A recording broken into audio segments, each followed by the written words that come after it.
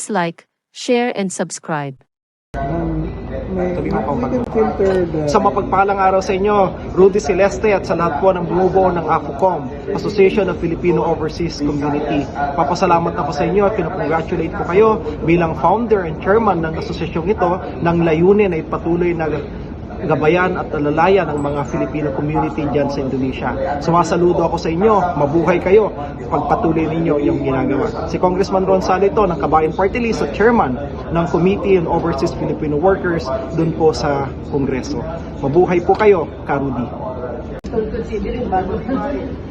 Hi, si Arnel Ignacio ito, ang bagong administrator ng OWA. Binabati ko si ikaw, Rudy Celeste, ang founder at chairman ng Association of Filipino Overseas Community. Mabuhay ka!